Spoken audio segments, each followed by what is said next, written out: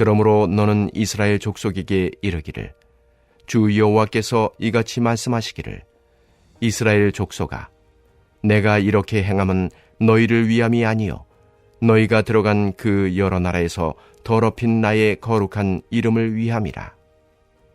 여러 나라 가운데에서 더럽혀진 이름 곧 너희가 그들 가운데서 더럽힌 나의 큰 이름을 내가 거룩하게 할지라. 내가 그들의 눈앞에서 너희로 말미암아 나의 거룩함을 나타내리니 내가 여호와인 줄을 여러 나라 사람이 알리라. 주 여호와의 말씀이니라. 할렐루야, 우리와 함께 하시는 하나님을 찬양합니다. 우리는 에스겔서를 묵상 중에 있습니다. 에스겔서에 나타난 이스라엘의 모습은 어떠한지요? 황폐하기가 이를 데가 없습니다. 다윗 왕조는 무너졌고 성전은 불에 타버렸습니다. 제사는 중단되었고 언약 백성이라 이르는 모든 이스라엘 백성들은 이방 땅에서 노예처럼 살아가고 있습니다.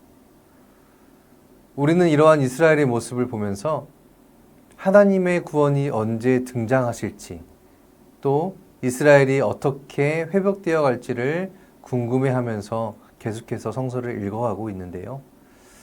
그런 의미에서 오늘 본문은 이스라엘의 회복과 구원, 정결함에 대해서 이야기를 하고 있습니다. 특히나 오늘 본문은 구원에 대해서 더 깊이 묵상해 보게끔 우리를 초대합니다. 그 이야기를 함께 나누는 시간이 되기를 소망합니다. 우리는 흔히 구원에 대해서 생각할 때 주로 이런 질문을 던집니다. 나는 어떻게 구원을 받았는가? 왜 하나님은 나를 구원하셨는가? 그 답은 분명합니다. 하나님의 은혜 때문입니다. 하나님의 사랑 때문입니다. 그런데 오늘 본문은 거기서 한 걸음 더 나아가 우리가 생각해 보지 않았던 질문을 던지게 합니다. 하나님은 구원하신 백성을 어디로 이끌어 가시는가?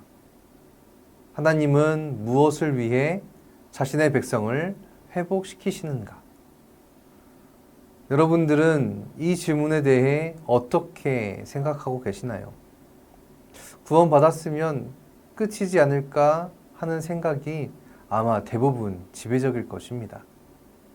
이 질문은 그동안 구원에 대한 우리의 생각의 한계점을 드러내 보이기도 합니다. 우리에게 구원은 목적이었기 때문입니다. 예수 믿고 구원받는 것이 신앙의 목적. 그런데 이 질문은 구원이 목적이 아니라 구원의 목적을 바라보게 합니다. 이 질문의 대답으로 오늘 본문은 우리에게 이러한 깨달음을 주지요. 22절의 말씀입니다. 내가 이렇게 행함은 너희를 위함이 아니요 나의 거룩한 이름을 위함이라. 참 놀랐습니다. 구원의 목적이 우리를 위함이 아니라 하나님 자신의 이름 때문이라 라고 이야기합니다. 그렇다면 하나님은 자신의 명예를 중요시 여기는 분이기 때문에 이렇게 말씀하신 것일까요? 하나님의 자존심 때문에 이스라엘의 회복을 말씀하시는 것일까요? 그렇지 않습니다. 이스라엘은 하나님께 선택받은 백성이었습니다. 세상은 이스라엘을 보며 하나님을 알도록 부름받았습니다. 그런데 이스라엘은 우상을 섬기는 죄를 저지르며 살아갔습니다. 우상을 섬긴다는 것은 우상에게 절하는 것만을 말하지는 않습니다. 곧 그들의 생활과 습관, 생각하고 계획하는 모든 것이 세상 친화적이 되었다라는 것이죠. 하나님께 선택받았음에도 하나님 친화적이 아닌 세상 친화적이 되어버린 이스라엘. 결국 그들은 심판받게 됩니다. 나라가 망하고 바벨론의 포로로 끌려가게 되었습니다. 바로 이때 세계 열방은 그들을 향해 이렇게 말합니다. 아니 쟤들은 스스로 여호와의 백성이라고 말하지 않았어? 그렇다면 여호와라는 그 신은 자기 백성도 못 지키네? 이것이 바로 20절의 말씀의 장면이시죠. 곧 이스라엘의 죄와 그들의 멸망은 그들의 실패만을 말하는 것이 아닙니다. 하나님의 이름을 세상 가운데 더럽힌 사건이 되어버리는 것이죠. 그들의 패배는 자신들의 패배만을 말하는 것이 아니라 바벨론의 신 마르둑이 이스라엘의 여호와 하나님을 이겼다, 여호와보다 강하다라는 것을 증명해버리는 결과를 초래하게 되는 것입니다. 그러나 여러분, 하나님이 졌습니까? 하나님이 약하십니까? 하나님이 쫄아서 도망치셨습니까? 아닙니다. 이스라엘의 행동 하나하나가, 그들의 삶의 선택이 공동체적 방향성이 곧 하나님을 보인다라는 것을 우리가 생각해 봐야 하는 것이죠. 다시 기억해 봅시다. 이스라엘은 하나님께 선택받은, 구원받은 백성들이었습니다. 그러나 그들에게 구원은 목적이었습니다. 지금의 어려운 상황들을 타개할 방법이자 목적이었던 것입니다. 구원받은 이스라엘 백성들 또 어떻게 될까요? 동일한 죄를 또 저지릅니다. 똑같은 삶을 또 반복하고 맙니다. 하나님은 구원하신 백성들을 어디로 이끌어 가시는가? 하나님은 무엇을 위해 자신의 백성을 회복시키시는가? 왜 하나님은 자신의 이름을 왜 회복하시는가? 이스라엘 백성의 회복이 곧 자신의 이름을 회복하고 거룩하게 하는 것이기 때문에 하나님은 백성을 버리시지 않고 그들을 지키시고 다시 구원하시며 올바른 삶의 자리로 돌아오게 하신다라는 것입니다. 내가 너희를 깨끗하게 하겠다. 내가 너희에게 새 마음을 주겠다. 새 영을 너희 속에 두겠다. 이스라엘 백성들의 그 죄가 다시는 하나님의 이름을 욕되게 하지 않기 위해서 하나님은 새롭게 언약을 내려주시는 것이죠. 그렇습니다. 그래서 하나님은 그들의 돌같은 마음을 제거하시고 새 마음을 주십니다. 또 새로운 영을 부어주셨습니다. 구원받은 성도로서, 하나님의 백성으로서 하나님의 율례에 따라 살게 그들을 다독이십니다. 그것은 이제 새 사람을 입었으니 착하게 살라고 그렇게 하신 것일까요? 하나님의 백성답게 살게 하기 위함입니다. 아까 이스라엘 백성들이 무엇에 친화적인 사람이라고 했나요? 세상의 친화적인 사람. 그러나 이제 그 옷을 다 벗어버리고 세상을 따라 살다가 세상에 버림받은 그 모든 헛됨과 허망을 다 던져버리고 새 영으로 또 새 마음을 주셔서 그 모든 것들이 하나님의 백성답게 살게 하시려는 그 하나님의 마음, 우리가 그것을 보아야 할 것입니다. 하나님의 백성답게 살아내는 것, 그것이 무엇이겠습니까?